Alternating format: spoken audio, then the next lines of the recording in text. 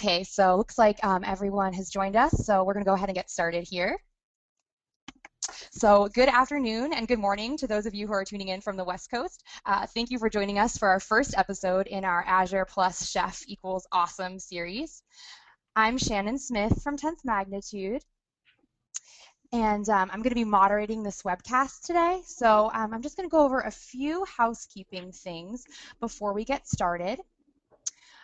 We are going to be doing our question and answer session at the end, but if you have any questions throughout the demo, feel free to type them into the question pane on your control panel, and we'll go ahead and keep track of those for you and try to answer as many of your questions as possible. If anyone's having any technical difficulties, please feel free to let us know through there, and we'll try to address those for you. So this webinar is going to be recorded. So you'll get an email shortly after the webinar is ended with a link to view the recording. We'll also be sending out a short survey in that same email, so that's a great opportunity to provide any feedback. Okay, so on the screen now, you should see our agenda for the next hour. We'll do introductions and give an overview of both Azure and Chef, and then we'll show you how together they make awesomeness through a live demo. And as I mentioned before, after the demo is over, we'll go ahead and take all of your questions then. So let me introduce you to our experts here. First, we have Jeff Rack, who is a senior consultant at 10th Magnitude. 10th Magnitude is a 360-degree cloud services firm that provides Microsoft Azure migration, DevOps and infrastructure automation, and web, media, and mobile application development. They specialize in the Azure Cloud Platform and have worked with it since its launch. Jeff's been working in technology for 20 years and has been working with both Azure and Chef since he joined 10th Magnitude. Matt Stratton is a solution architect at Chef, where he demonstrates how Chef's automation platform provides speed and flexibility to clients' infrastructure. Before his role at Chef, he actually worked as a managing consultant at 10th Magnitude, so he knows both Azure and Chef inside and out. He's also a huge geek for concepts like continuous delivery and continuous integration, and his license plate actually says DevOps. All right, so that's enough of the introduction. I'm going to hand this over to Jeff so he can go ahead and get started.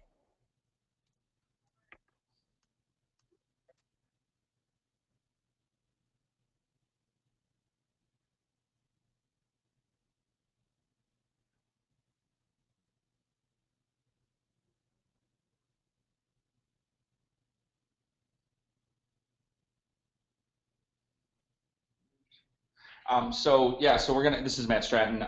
Jeff is having. Oh, pardon me. Aaron, I was just speaking on. I got the notification from Shannon. Thank you very much, Shannon. Said let's speak on a bit about Azure. Azure is Microsoft's public cloud platform. You mentioned some of the multiple areas that Azure does have actually, today we're going to focus primarily on the virtual machine web role. And the virtual machine web role, you could really like to think about it as kind of a Hyper-V in the sky or a virtual machine piece. In other systems, you might think of it as the infrastructure as a service or the IaaS piece. And Azure being the Microsoft offering, obviously we're all aware of the fact that Windows would be one of the popular offering, but it's not the only offering, right? From the IaaS piece, there we have Linux as well, right? We have Ubuntu and CentOS and SUSE, or kind of a bring your own OS offering as well. So we really want to make sure that the awareness is out there from Azure that it's not just Windows. We have a lot of options.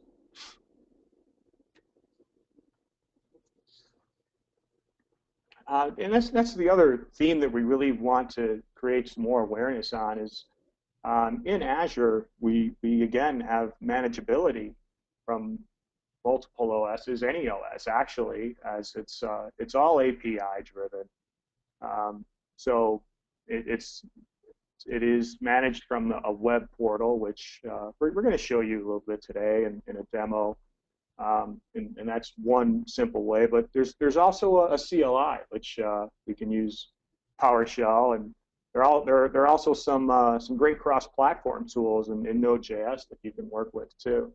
And yeah, that's an important thing. Like Jeff said, the cross-platform is really key. That not only can you run pretty much any operating system server base that you need, whether it's a Linux variant or a Microsoft variant, when you're managing it, you are not limited to just the Microsoft platform for managing. So anything that can run Node, so if you want to manage it from the command line from Mac or from Linux or from Windows, you have the same capabilities because of the API-driven management interface. Yeah, exactly, and that all does key out of the fact that it's API-driven. I agree. Thanks, Matt. And one of the other, some of the more unique stuff that we see in Azure is some of the pre-licensed workloads of common tools, right? I mean, that we can run from a pre-licensed back, SQL, BizTalk, SharePoint, Oracle. I mean, in a great number of different products that we see in Azure. Or, of course, I mean, you can just spin anything up in IaaS and bring your own license and run it there, but there's a great number of products that we can run in Azure, and I'll show you a few in a little demo here. Yeah, one of the great advantages of that, those pre-licensed workloads, is if you don't have those tools licensed today, or you don't necessarily have to worry about having software assurance, and it really is pay per drink. So if I say I need to have SQL Server and all of a sudden I need to have, but I only need to run it for a certain amount of time, or for I have to burst up, I don't have to sit and worry about counting how many nodes I have and dealing with that. I just pay per minute of usage, and for whichever tool it is that I need to use. And like Jeff said, these are all the pre-licensed ones that you can do with the pay per minute. But if you do have an enterprise agreement, you can absolutely use you can leverage that investment you've already made, whether it's being used on premise or if it's up in the sky in Azure. And again, when you're paying per drink or paying by the minute, the beauty there is you have a really easy way to scale, right? It's a great way to scale that product. And actually, maybe I'll just run a quick demo and I'll start out here. Exactly. Stop. Let's do a little demo time. Let me grab control here and pull it locally. Let me pull up the console. And this is the Azure Management Console. And again, as we talked about, this is one way to gain access to the APIs which are exposed that control everything in the Azure system. One piece maybe we'll just show you briefly here. There is a great amount of continuity and control here. Just kind of cool here. Just do a quick system to show new, like for example, if we wanted to create a virtual machine, just look at the gallery, right? And I'll just say look at everything. These are some of the featured. I mean, there's a huge amount, but I'm just going to go just for simplicity to show you some of the featured images, right? Here's some of the things that we mentioned: SQL, BizTalk, Java, Oracle WebLogic, Oracle Database, Microsoft Dynamics, Visual Studio. And then, oh, look at this. Gosh, oh, wait a minute, not just Microsoft, huh? You got to be kidding me. Of course, right? And then the other thing that we're talking about, you also go on and sysprep your own systems or create your own templates and manage them. And that's what some of these are at the bottom. Are some systems that I had just locally put in this directory, that are previously created. And you can see those templates are not just, like Jeff alluded to, if they're Windows, you create them with sysprep, but some of those you might be able to infer from the name that they may be Linux. and those are created in various ways. So you can create your own gallery images that are basically, think about them as virtual machines that are templated that you can that are a good starting point. And we'll talk more about how you can configure them even more awesomely shortly. The awesomeness. Yes, and that's exactly the point that I was just about to make here as I popped into the virtual machines tab. You know, as we start to look at some of these, just a few of the systems here in this particular subscription, you realize, okay, wait a minute, this is a Chef machine, this is a Jenkins machine. You're like, well, yeah, these aren't Windows boxes at all. I mean, yeah, I mean, there's half of these boxes are Linux boxes. I mean, that's in this particular subscription what these VMs are. So, okay. Um, and just again to show some of the continuity, same interface that we're using, for cloud services. I don't have a lot of time, but I did want to show you some of the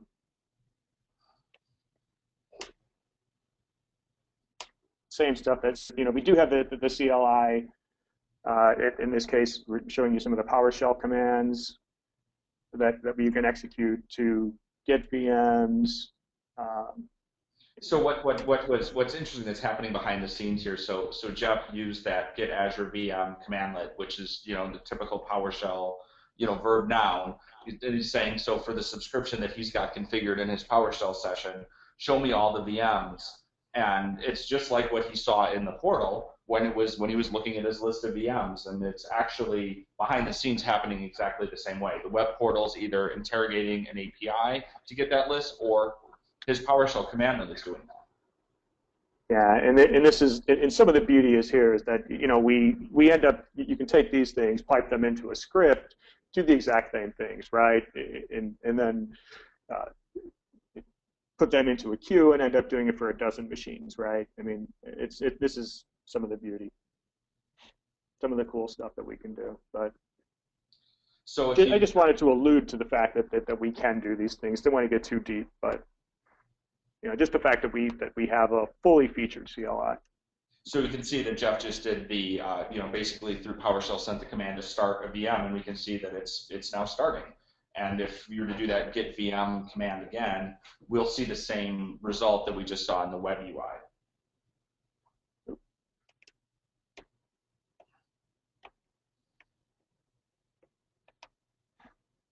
We see it right there. We see it here. You might need to scroll down, Jeff. My machine's just slow here for some reason.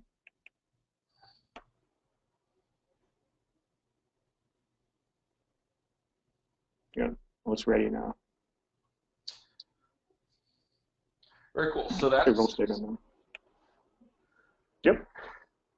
And actually, I would like to move on and hand over and hear a little more about Chef, Matt. Great, thanks, Jeff. So let's talk a little bit about Chef and what exactly is Chef. At a high level, Chef is an automation framework. So this is a tool that you can use for automating your, among other things, your infrastructure. To say, we want to have robots, if you will, do things that people are tired of doing, do things that are boring, and we want to make sure are done the same way every single time. But taking it, so it's more than just scripts, though. It's not just writing a shell script in a for loop. It's not just writing a PowerShell that we execute over and over again as a scheduled task. When we look at Chef and what we can do with it, we want to take this idea that we call infrastructure as code. So our developers out there, they've got some good practices they've been following for years and years and years about how they manage their application code, doing things like version control, test-driven development, testing it all. These are all pretty awesome things. And what we want to do is take those same patterns and apply them to how we configure the systems that the applications actually run on. And that idea is called infrastructure as code. This doesn't mean that every IT pro out there has to suddenly become a developer, but it does mean that we want to learn some things from our developer buddies because they've already solved some of these problems. And we're going to get into that in a minute. Now, similar to Azure, where we talked about everything in Azure being driven by an API, so I can access Azure however I want to. I'm not limited to just using a web interface or just using some software. Chef is API driven as well. Your central Chef server that's managing all of your automation is accessed completely through the API. So if you are using the web portal to Chef or using any of the many other tools that you can use to manipulate Chef, you're going through these same API calls. So there's a lot of flexibility for whatever is the appropriate thing. You won't run into the scenario of, okay, well, I can do that in the web interface, but now I need to write a shell script to do that, but it won't do it. Or the other way around, hey, I have this script that does it, but I need to have someone see it physically happen in a web portal. It's equivalent. Now, speaking of API-driven, if you're not using the web interface to Chef, you tend to use a utility which we call Knife, which you run on your workstation, and that's what talks to the Chef server. Whether you're using that, and you can do a lot of commands through Knife, all the way from creating your initial nodes that you're working with, or talking to them directly, and it's very extensible because Chef uses Ruby for that extensibility. So there's a huge community, and anyone can write plugins for Knife to extend what it can do. A great example is there is a plugin out there called knife-azure, which is used to let Knife talk to Azure, just like it can talk to anything else. And there's plugins for various hypervisors and all sorts of tools. And because it uses Ruby, there's the embedded knowledge in a community of using that language. You don't have to learn some new fancy way of doing things to be able to work with Chef. And we can leverage all the tooling that exists around Ruby for testing and automation and good patterns around Ruby for anything we do in Chef. So it's incredibly extensible and it grows with you. And then something that's super important is that Chef supports Linux variants, different versions of Unix, AIX, and Windows, and they're all first-class citizens. So there's no, Windows support is not an afterthought in Chef. It's not like, oh, I want to do AIX, but it sort of works. You can do everything you want to do. They're all treated as first-class citizens, as I said. So that's really important to know. Now, the point of this webinar is we're going pretty high level here. We're going to go deeper later and explain what these pieces and parts will be further, but I want to give you some overview of some of the terms we're going to talk about when we talk about Chef and how Chef works. So the first thing about Chef to understand is it's what we call policy driven. And the idea is that we're creating a description of what we want a system to look like, and then we're letting Chef go out there and make the system look like that. So we don't have to understand necessarily how to configure IIS directly. We're telling Chef, this is the end result that I want. Make it look like that. And then what Chef will do, because it's policy driven, and we use this concept of idempotency, which means, and basically means that every time this happens, I want to get the same result. Chef is going to go to the system and say, hey system, I want you to, you're supposed to look like this. Do you look like that? Yes? Cool, I'm going to move on with my life. Oh, you don't? Well, let's make you look the way I want you to, and we call that convergence, which is basically just getting the outcome that you expect. This is a really important concept, and I want to make sure, and this is the differentiator between something like Chef and running a script. Because if I run a script, I have no guarantee that every time I execute that script, I'm going to get the same result. Or I could, at the best case scenario, I may just get an error in my script if it goes and tries to create a directory, for example, that already exists. Or I have to write a lot of intelligence into my script to say, well, before you go create this directory, better make sure there isn't one. Whereas it's much easier for me just to say, all I really care about is the end result. All that we care about as IT pros is the outcome. We don't really care about how it happened. So when we break down how Chef does this, there's three kind of key components. The first is we will talk about a resource. And a resource is just defining an action, something that we want to happen, right? Install some software, install a package, manage a configuration file, flip a switch in the registry. Very low level, just a thing to happen. We take those recipes and we wrap them up into something, we take those resources and we wrap them up into something we call a recipe. And a recipe is, as we said, it's a list of resources and the order in which they should happen. So we're saying, do these actions and do them in this order. And then the next level, when we wrap up all those recipes, we wrap them up into a cookbook. Now, a cookbook contains other things besides recipes. It contains all of the resources, all of the pieces and parts, templates, configurations that we might need, custom resources we might create, everything that's necessary for those recipes to work and to create those items and to create those outcomes that we want for that system. So we could have a cookbook that's called, Matt's Awesome Web App.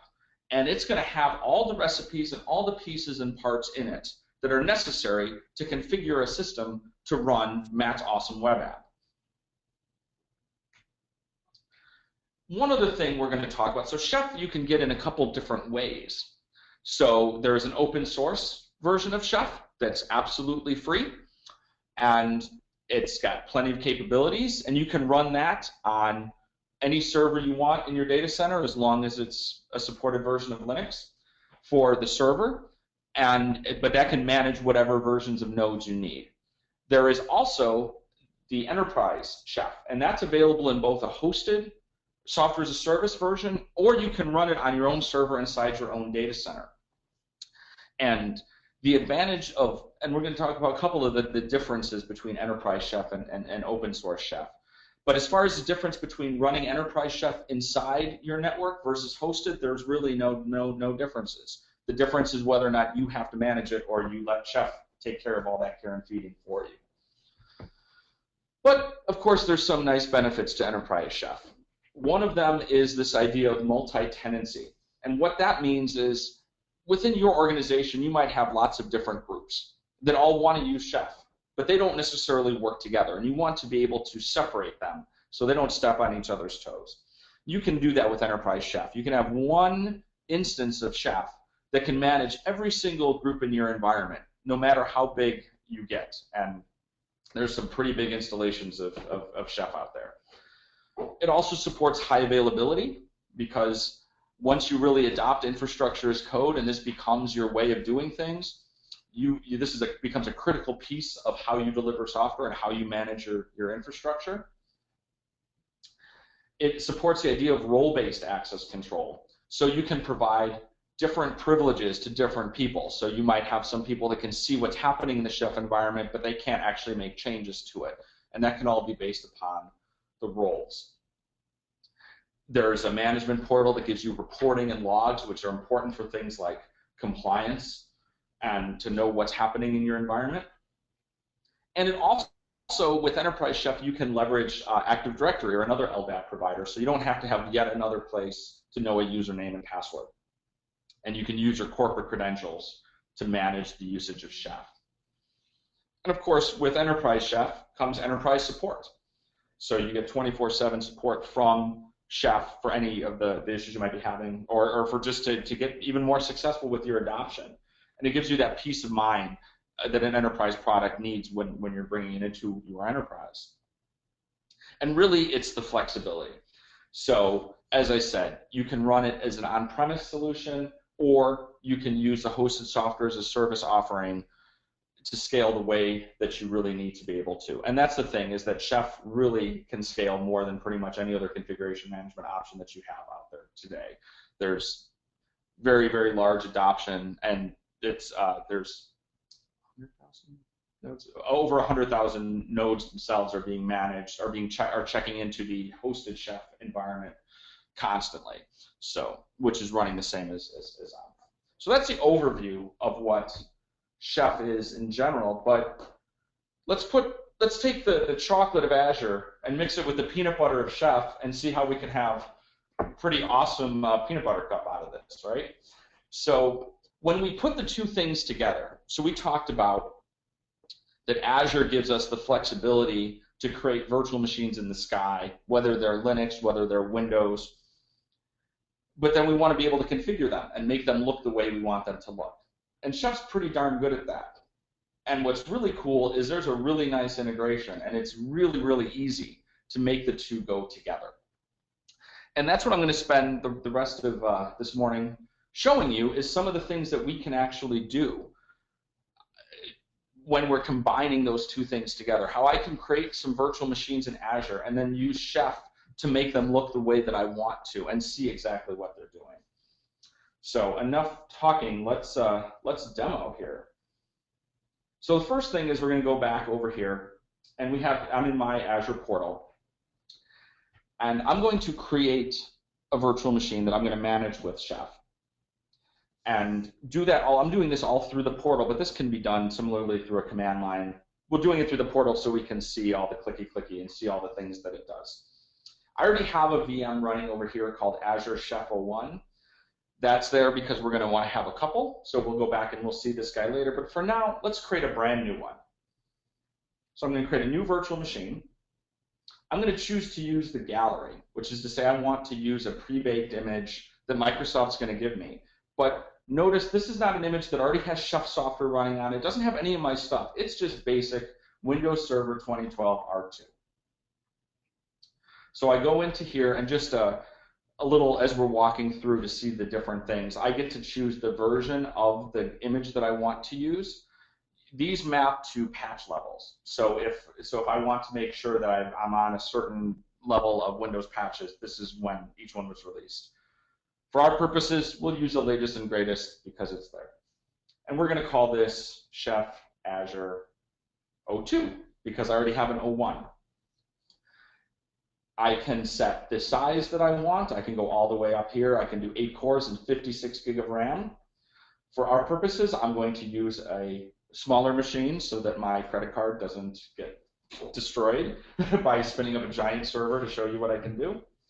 And then I'm going to create my default administrator on here. Azure, when you use the templates, they try to make sure you're as secure as you can be. You can't create a local account called administrator, for example. So I have to create a differently named one. In this case, I'm using the very clever name Stratton and a password that I won't tell you what it is. Then I move on to my next settings of this. So we talk about cloud services. You can think about this as almost like it could be similar to like a load balancer pool. I can put multiple machines behind one cloud service that are treated the same way. In my case here, I'm just spinning up one VM. So we're going to say create a new cloud service and name it after the server I'm creating. I can define where in the world I want this virtual machine to exist. Today I'm in Seattle. I kind of like it when my servers are near me. They make me feel, more protected. I don't know. I like it. So we'll put it in West US, but there's nothing to prevent me from putting it anywhere in the world. And then I define the storage account where I actually want to store this virtual machine. In this case, I've already created one called Awesome Chef, which we'll use in future webinars when we go in a little deeper into what we can do in Azure. We'll talk about managing storage accounts with Chef, but for right now, we'll just use one that I created. And it says which are the ports that I want to have open from the outside world. This is important. Even though I'm putting this virtual machine out there in a public cloud, it doesn't mean that the whole public internet sees it just like it was sitting outside of a firewall. It's only going to open the ports that I allow it to. And so by default, those ports are this PowerShell port on 5986. But then you'll see remote desktop, for example. The VM is going to listen on 3389, but Azure is going to assign a random high port for anyone who wants to access it. So it makes it so you can't just come and say, well, your machine is called this. I know the RDP port, and I'm going to come in and I'm going to be a bad hacker and destroy your demo machine, Matt. So we're going to hide it. And now comes the fun Chef part. So I can sit here and I can say, okay, that's cool. I want you to spin up the machine, but I want you to go ahead and install Chef. Now, what the Chef client is it's the agent that runs on my node, and according to a prescribed time period, it will phone home. It will go back to my Chef server, in this case, hosted Chef, and will basically say, hey, Chef server, my name is Chef Azure 02. What am I supposed to look like? And then it will download the appropriate configurations, and they will execute. So, but how that works is there's a couple pieces that are important. So the first part is I use a file that's called client-rb, and this is the configuration file. It's a very small file that basically says, here's where your Chef server is and how to get at it. Now, what's interesting is I could either upload a file, which is fine, but these tend to be fairly consistent across your environment. I can put them into my Azure storage. So I've already created the client RB file I want to use, and I've stored it inside my Awesome Chef cloud storage account, and I've created a directory called Chef, and ta-da, I have a client RB. So where this is good is, let's say I create these things. Now Jeff is part of my organization. He wants to do this. He doesn't have to have a copy of these files and do this over and over again. We've stored the common files that are there that we'll use every time. And similarly, we're showing this through a web UI, so it's kind of like, well, if I could do that, why couldn't I upload it? But imagine when we're automating this, when we're writing a script to spin up 1,000 nodes, and we don't want to have to, on the automation team that's just running that script, we don't want them to have that particular file. And the other part where that becomes even more important is, so just because you know where the Chef server is, doesn't mean that you should be allowed to talk to it necessarily. So Chef uses public key encryption and certificate authentication to say this machine is allowed. And it uses this thing called a validation key that says, yes, you're okay to come and talk to me. So what we've done is we've stored the public version of that key in Azure storage. So again, I don't have to have this everywhere. And I can now choose the key that I want to use and do that through automation. And the final piece of this, which is optional, you don't have to put this in. You have to do the first two things or else you're not going to get very far. So Azure won't even let you do it, is the run list. And the run list is the thing that tells the Chef server, this is what this machine should do. Now this can be optional. You can put in no run list, but you won't get very far right away because you'll get the Chef client to install and it won't do anything. In this case, I've created a cookbook called Azure Awesome, and I'm telling it to use the recipe called, the default recipe for Azure Awesome as the run list. I could also, if I define what's called a role, where I said, I have a role in my environment called web server, and all web servers should do all these things. I could specify a role instead of a recipe. For simplicity right now, we're just using this one.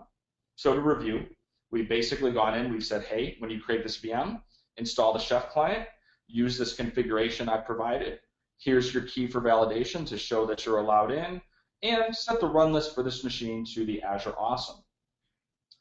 And then we go, and we can see it's provisioning. We can also see that I was not consistent in my naming of my servers, but as I like to say, if you want to get sysadmins to argue for a long time, start talking about naming standards. Now, while this is going, and this can take a little bit of time, so I'm going to pretend to be a TV chef, like I'm on the Food Network, and I've already baked a virtual machine that I'm going to pull out of the oven, voila. So we can see as the second node is going to use.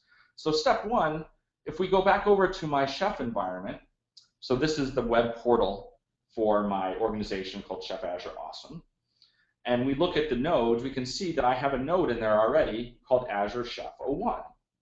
And I can see some interesting things about it. I can see that it's Windows.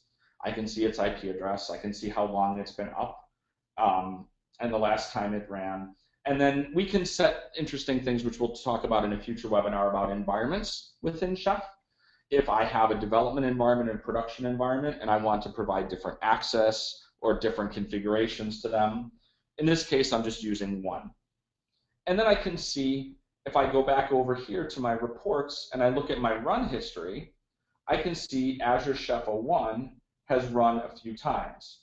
So and every time, remember we said it executes according to a schedule. So every time it runs, it comes back and it's reporting back here. So I know what it did. And we can see also how long the run took to run. So this is an interesting one. If we look at this one here, this was the first run where it actually did things. When it first came up, and you can see what did it do. And I'm going to show you the recipe. I'm going to show you the code that made this happen in a minute. But Spoiler alert, this is what the code does. It installs the web server role of a Windows feature. It installs Framework 4 extended extensibility, installs the ISAPI filters, ISAPI extensions. It creates a couple directories.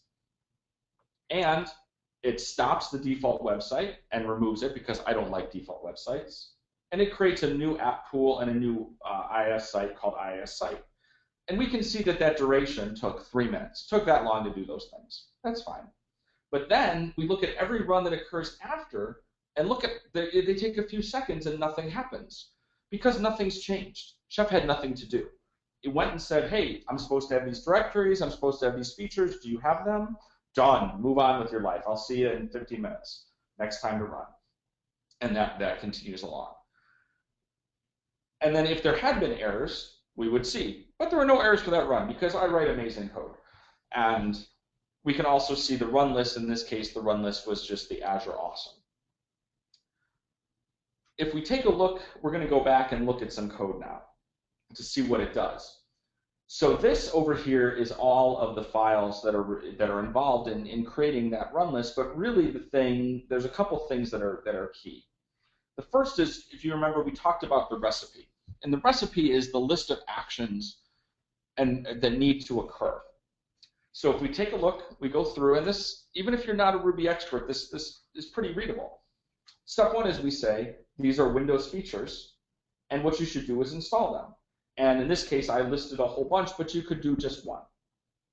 And all that I have to know here is I don't have to know how to run DISM or how to manipulate the Windows server directly. I just need to know, I tell Chef, I want these Windows features installed. Go make sure they're installed. Then, similarly, I go down and I create the directory that I want for my web root and my log root.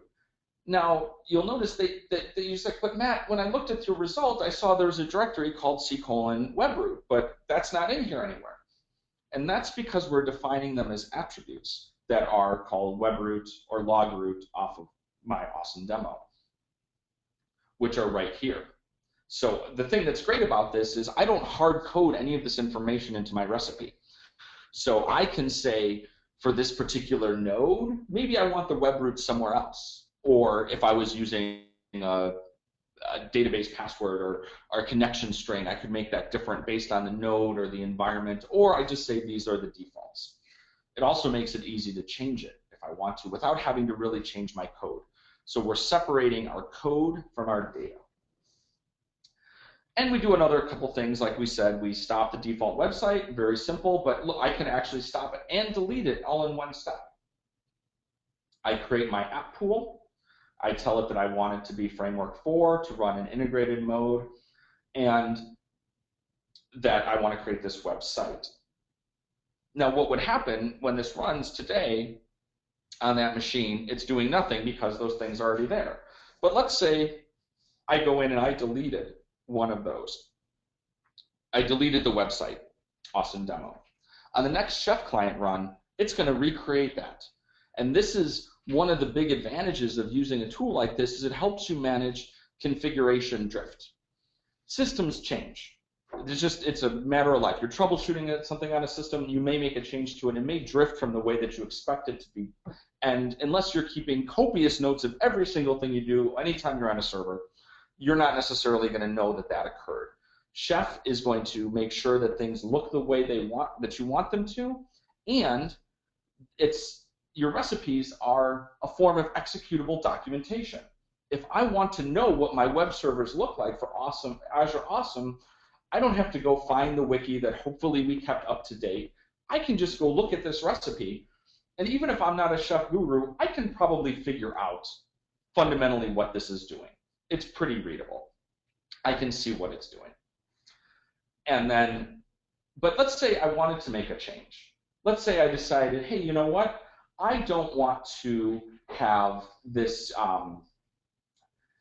running in the. I don't want to use the IS site to be called @awesome_demo anymore. I want to call it awesome. Call it Matt Awesome. So instead, right here, where I would define it as awesome demo, I can change this to Matt Demo, and I'm going to also say I want the IS site to be called Matt Demo. And then I'm going to save this file. Now, I also have over here, this is the description, the metadata of my entire cookbook. And you can see the version I'm on right now is 0.1.11. It's not quite ready for production. And I've made a small change to it, so now I'm going to make it 0.1.12. It's the new version. And I update that. And now, now over here is my director, all my different cookbooks and pieces and parts of my Chef environment. So as you may recall, we said the tool that we use to interact with Chef is called Knife. So we're going to use Knife, cookbook upload, not cookbook upload, Azure, awesome. So what this is going to do is Knife is going to take the copy of the Azure Awesome cookbook sitting on my local machine that I just edited, and it's going to upload it to the Chef server. So it's now available. And you can see it knows the version. It says it uploaded one cookbook. Cool. Let's go make sure it really did. So here's Azure Awesome, which you can see was 0.1.11. I'm going to refresh my browser. And now we see that there is version 0.1.12 now available to me. Now, does this mean that my node has magically been updated? Not yet. But the next time that he comes in, he's going to get that new version. So we have a couple choices here. We can wait for the next run, but we're kind of in a hurry. And so we want to go and we want to actually run the Chef client manually. So I'm over here. I am remote desktoped into that machine. And I can run, the first thing is if we take a look at, let's take a look at our things. You can see this is the service that's actually running the Chef client. It's running as a Windows service, Chef client service. If we go look at our IIS configuration here, you can see I have my awesome demo that was configured. We have an app tool called awesome-demo. Let's go and we're going to, at the command line, run the Chef client. So this is going to execute. It's going to reach out and interrogate it's going to hit the API of the Chef server and say, hey, Chef server, it's me. I need the run list for Azure Awesome, and I'm going to get the new version of the cookbook is going to come down, and we're going to see that change occur.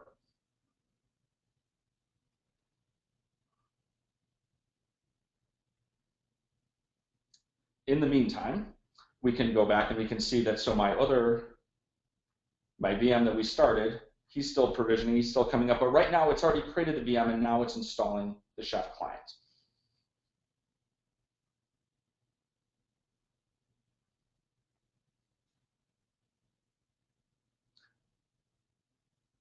And I have an error in my cookbook. So remember that part when I said I wrote awesome code?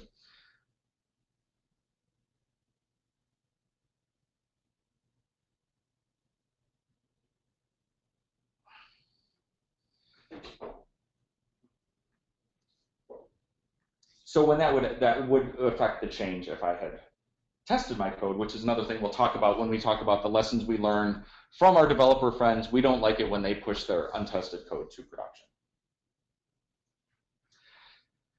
So we're coming up towards the end. We're going to move into our Q&A section right now.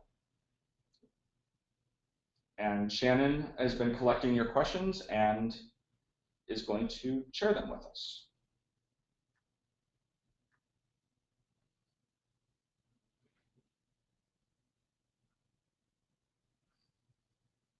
Shannon? Might be on mute. Okay, sorry about that. I was on mute. Okay, so here we go. This is our first question. Can Chef be used to deploy systems, or is the automation or the automation is available once a VM is provisioned? That's a great question, and the answer is absolutely. So you can use it when you're deploying it fresh. So there's a couple different ways you can do that. When you're creating a new machine, you want it to look like that. It will execute on its first run. Now, when you're working within your Chef environment, the machine does not look ready until it's actually been able to converge and is available. So if you are creating it as part of a load balance set, for example, it doesn't become necessarily available to your load balancer if you're automating through that until all of the configuration has been applied to it.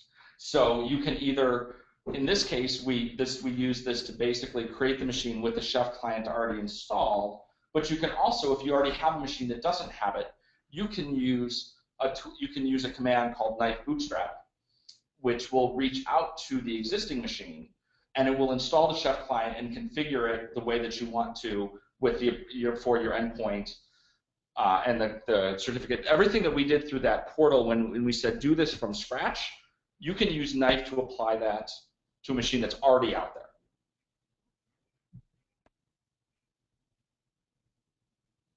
Yeah, I strongly agree, man. I think, and as you mentioned, right, when we're talking about convergence, right, and when we're trying to maintain that system, it can kind of be used on both sides, right, to bootstrap the system or maintain convergence and consistency in your environment.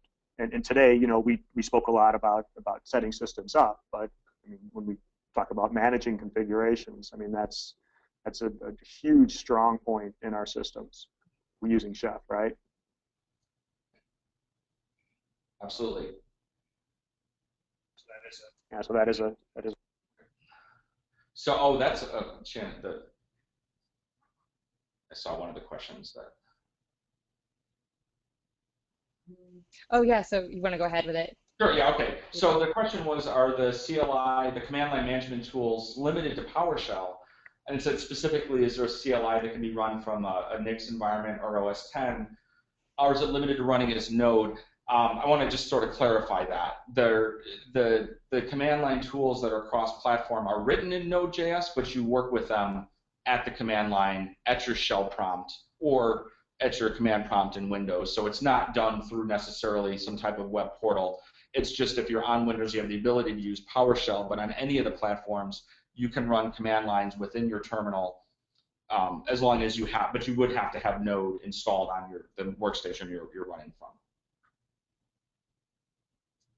So there's a question about the current best practices for Chef and Windows integration, and the question is, should we continue using the built-in Chef resources, or should we use Microsoft desired state configuration? That's a great question.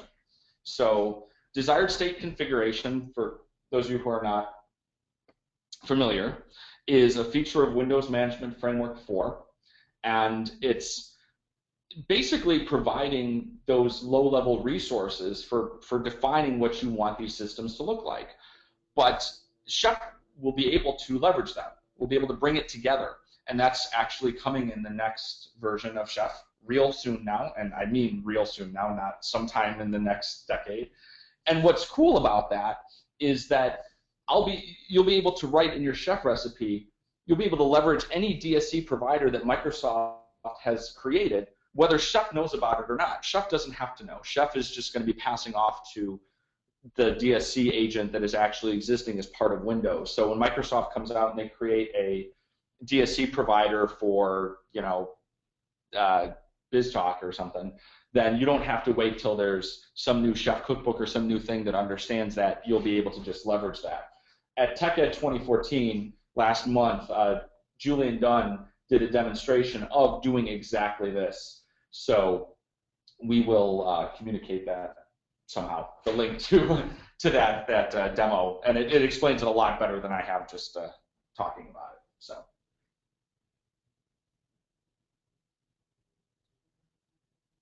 So there's a question about looking for an example. All right, so another funny question that we had. Go ahead, Janet.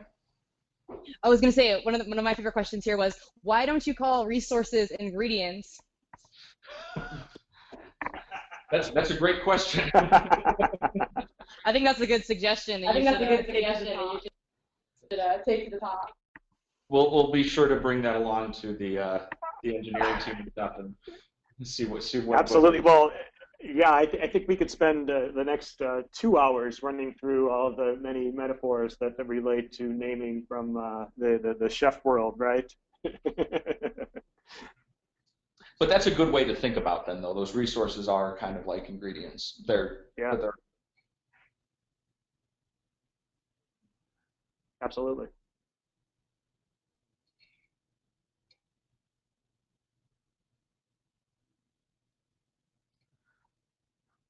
So I saw there had been a question that was asking if I was going to be sharing my Azure Awesome cookbook. I can absolutely put it on GitHub and share it with you. It's not terribly exciting. However, we will be building upon it as we go through the series of webinars, and we'll be doing more things with it. So I will do that. I'll put it out on GitHub. We'll share the link, so if anybody wants to take a look at it and follow along as we continue to develop it as we go deeper and deeper through this series of webinars. And similarly, another question here. Yes. Sorry, Matt. Another question here is, do you have to be a developer to use Chef? You don't. You don't. But you need to learn some of the developer practices. So you don't need to be a hardcore programmer or hardcore developer to do Chef. We like to say just enough Ruby to do Chef. And Chef has its own. If you can get as crazy with it as you want, but it's pretty easy to adopt. And what you need more than being a developer is you need to think about wanting to automate things. You need to look at it and say, how can I take something that we do by hand and let the computer do it better? Absolutely. I think those that come from a development background will continue to leverage those practices, and those who come from an administration background will certainly be well served if they had some scripting background as well, but it's far from a requirement.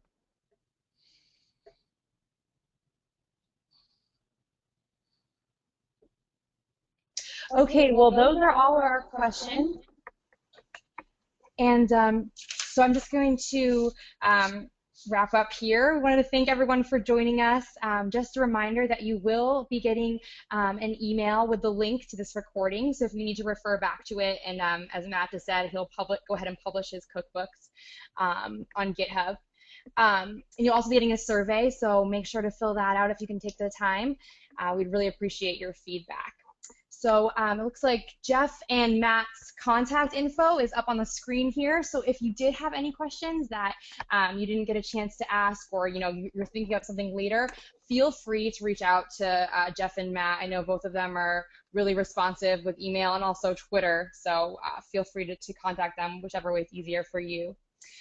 So this is a series, and this was the first episode in our Azure Chef is Awesome series. So stay tuned. We are going to be planning our next webinar will hopefully be later this summer, sometime in August. So stay tuned, and hopefully we will see you next time. Thanks so much.